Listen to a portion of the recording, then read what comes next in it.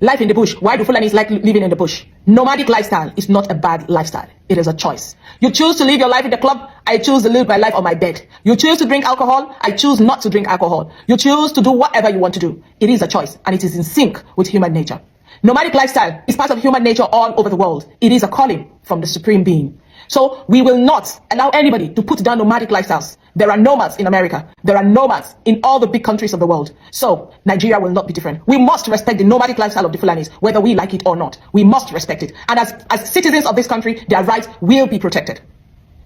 We call on the federal government to review and revisit the issue of nomadic farming in Nigeria. The land belongs to the government. It doesn't belong to any group of people. If the nomadic lifestyle of the Fulani will not be put into consideration, then the road network of Nigeria should also belong to the citizen. Then every citizen will say, okay, this is my road. Nobody, no any other tribe will pass through it. As long as that law is not enacted, the animals of Nigeria have the freedom to move from any region to any region. So do Nigerian citizens, whether they choose to do it in the city or they choose to do it in the farms. They must be protected. The lack of the protection of the Fulani culture and lifestyle is what has led to the overwhelming crisis that we have seen in northern Nigeria.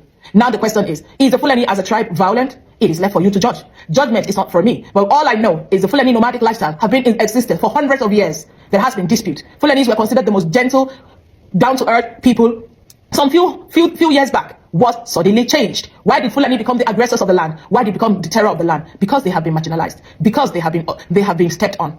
The rights of the Fulani have never been protected. When the Fulani came crying for cattle rustling, we only said, oh, it only became news and it went away. When Fulani came crying because of being hijacked in bushes and being maltreated, we all ignored and we let it go. Now, it has become a crisis. Majority of the Fulanis that have become bandits today are people who have lost every hope in life and have decided to resort to the dangerous ways. I will say it clearly. If a Fulani does not have the right to pass his cows in any part of this country, then other tribes too should not have the right to pass through the roads of other parts of every nation.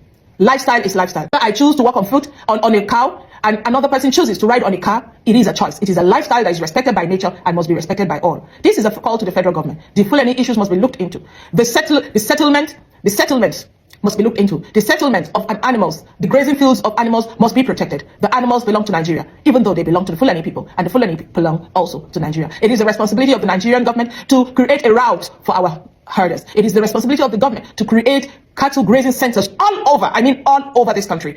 Whosoever rejects this pact should also reject the movement of their tribe to other parts of Nigeria. If you say Fulanis will not enter your forest, then your people too should not enter other people's land. The forest does not belong to anyone. The forest belongs to the government. And if the Fulanis should in any way break the rules of their grazing route, then they need to be punished accordingly. They need to be punished accordingly. They need to be sanctioned. There would be no preferential treatment, nor will there be any form of favoritism. Any form of favoritism. If these issues are not solved, we will continue to live in dispute in this country. I hope the federal government will look into this matter and treat it as a matter of urgency, devoid of sentiment. And whosoever puts the law in his hands and says that whatever is enacted by the government as a right of its people, then the person should also face the wrath of the law. Thank you so much, Your Excellency, and I hope that this will be put into consideration for this group of people whose lifestyle must also be protected.